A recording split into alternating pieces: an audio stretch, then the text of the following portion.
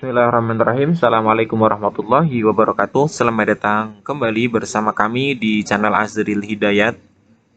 Teman-teman sekalian, dalam kesempatan kali ini kembali kami akan mengabarkan informasi terkait dengan pelaksanaan ASN P3K di tahun 2022, terkhusus untuk jabatan fungsional guru ya, yang kita masih menunggu jadwal resmi atau pembukaan resminya di halaman SSC ASN.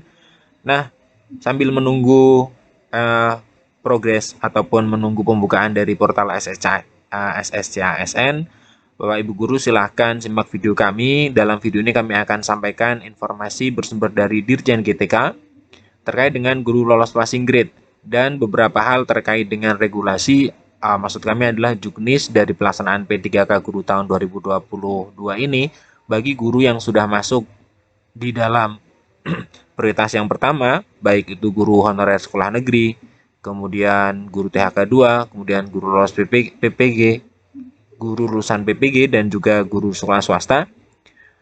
Silahkan akan kami bahas ya di sini dari Juknis terkait dengan bagaimana peluang guru PG itu bisa mendapatkan formasi, dan juga ternyata ada peluang-peluang yang bisa menjadikan guru lulus PG itu justru dianggap mengundurkan diri. Nah, namun sebelum kita masuk di pembahasan, bagi teman-teman yang baru saja menemukan channel kami, jangan lupa silahkan subscribe channel ini dan nyalakan lonceng notifikasinya. Terima kasih. Kita ke pembahasan. Nah, jadi Bapak Ibu Guru semuanya, teman-teman sekalian, dalam Juknis ya pelaksanaan P3K di tahun 2022, ini adalah petunjuk teknis dari Kemendikbudristek yang mengatur seluruh pelaksanaan P3K khusus untuk jabatan fungsional guru.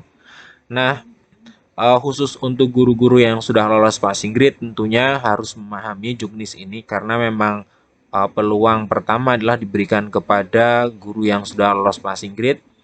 Kemudian terkhusus kembali adalah bagi guru-guru THK 2 yang sudah lolos passing grade, itu akan menjadi prioritas yang pertama untuk mendapatkan formasi atau mendapatkan penempatan. Nah, berkaitan dengan penempatan ini kami dapatkan informasi dari Dirjen GTK, di mana di sini dikatakan bahwa ini adalah hasil screenshot ya dari booth GTK Kemendikbudristek, di mana ini merupakan resmi ya, yang dari resmi artinya merupakan layanan yang dilayani oleh GTK Kemendikbudristek terkait dengan pelaksanaan P3K ini. Nah, kita bisa lihat di sini ada pertanyaan, selamat siang, mau menanyakan apakah nantinya guru lulus passing grade yang dapat formasi penempatan dapat memilih formasi lain selain yang sudah ditentukan. Terima kasih atas jawabannya. Nah, ini untuk berhati-hati bagi teman-teman yang sudah lolos passing grade ya, yang mendapatkan penempatan, itu pun ternyata masih ada peluang untuk gagal. Karena apa? Di sini ada jawaban dari Yoga. Yoga adalah admin dari GTK Kemendikbudristek ini ya. Saya bacakan, jadi pelamar P1 yang lulus PG dan mendapatkan penempatan tidak dapat menolak penempatan. Jadi tidak bisa bagi teman-teman yang ditempatkan itu kemudian menolak penempatan tersebut. Apabila menolak penempatan, maka dianggap mengundurkan diri dari seleksi P3K tahun 2022.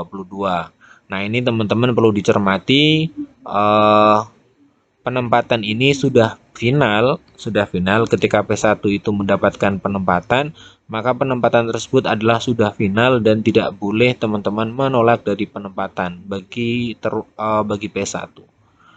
Nah, walaupun menurut kami ini kasus yang jarang terjadi, karena sudah dapat penempatan itu pun sudah menjadi sebuah hal yang mengembirakan. Kenapa kemudian harus memilih penempatan atau memilih formasi lain selain yang sudah ditentukan? Nah, ini informasi yang pertama. Jadi memang masih ada peluang bagi pelamar P1 kalau tidak memahami Juknis, itu bisa saja mereka mengorbankan dari hasil penempatannya sehingga dianggap mengundurkan diri dari P3K tahun 2022. Nah, kemudian teman-teman, informasi yang kedua, ini juga informasi yang sangat penting terkait dengan juknis. Jadi teman-teman eh, bisa memahami, terutama lagi-lagi kami katakan untuk guru yang sudah lolos passing grade, ini sangat sayang ketika nanti teman-teman ternyata tidak memahami juknisnya dan salah langkah ya dalam menentukan langkah. Nah, di sini di juknis dikatakan teman-teman bisa dicermati bahwa petunjuk teknis itu memuat seleksi administrasi, seleksi kompetensi dan wawancara serta pengumuman hasil seleksi dan sanggah. Nah, yang akan kita kupas dalam informasi yang kedua ini adalah terkhusus adalah seleksi administrasi. Nah, seleksi administrasi ini ternyata berlaku bagi seluruh peserta ya. Nah, di mana peserta kita pahami bahwa peserta ini ada pelamar prioritas dan pelamar umum. Di bagian kelima ya, ada prioritas dan pelamar umum, dan dari pelamar prioritas beserta pelamar umum itu menggunakan seleksi administrasi. Artinya ada seleksi administrasi yang harus dilalui baik untuk pelamar umum dan juga pelamar prioritas, baik prioritas 1, 2, ataupun prioritas ketiga. Nah, kita coba lihat dari penjelasannya di bagian ketiga ya. Bagian ketiga dari juknis ini mengenai seleksi ataupun administrasi ya, seleksi administrasi, terutama bagi P1. Kita bisa lihat di seleksi administrasi. Bab 2 masih persiapan, kemudian di ini pelamaran, sumber dana kita ke bawah di Nah, ini dia pelaksanaan seleksi administrasi. Nah, di bab 3 ini menjelaskan dari bagaimana sih detailnya dari pelaksanaan administrasi, seleksi administrasi bagi eh, semua pelamar ya. Nah, kita coba lihat. Jadi nanti panitia instansi daerah atau ya panitia seleksi di daerah itu adalah yang akan melakukan seleksi administrasi. Jadi ada panitia di instansi daerah yang meliputi verifikasi dan validasi kelengkapan berkas dan kesesuaian dokumen pelamar melalui laman resmi BKN.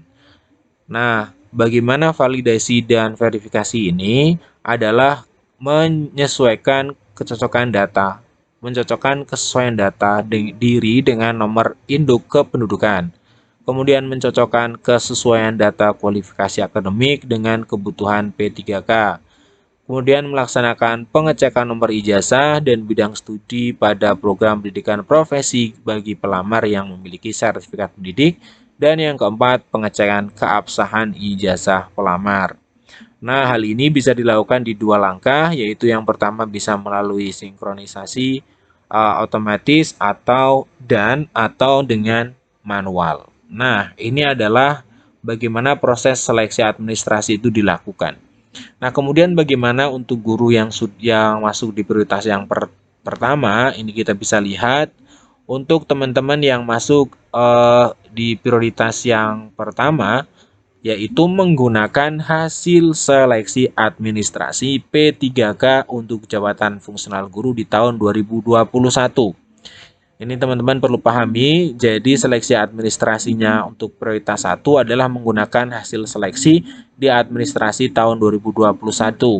Nah, sedangkan untuk prioritas kedua dan prioritas ketiga dan pelamar umum dilakukan pada tahun 2022 oleh panitia seleksi instansi daerah. Jadi untuk prioritas 2, 3, dan pelamar umum itu akan verifikasi dan divalidasi oleh instansi daerah. Jadi di kabupaten atau kota dan juga provinsi di mana teman-teman nanti mendaftar itu akan menjadi panitia yang akan memverifikasi seleksi administrasi ini. Tentunya seleksi administrasi ini merupakan jalan pertama bagi teman-teman untuk bisa mengikuti seleksi P3K. Ketika di administrasi gagal ya maka teman-teman tentunya tidak bisa melanjutkan ke seleksi kompetensi dan seterusnya. Nah, ini teman-teman dua informasi dari kami. Jadi Bapak Ibu guru dan teman-teman sekalian tetap semangat. Semoga di tahun ini memang benar-benar Bapak Ibu guru bisa diangkat menjadi ASN P3K. Terima kasih telah menyimak. Sekian informasi dari kami. Kami tutup. Assalamualaikum warahmatullahi wabarakatuh.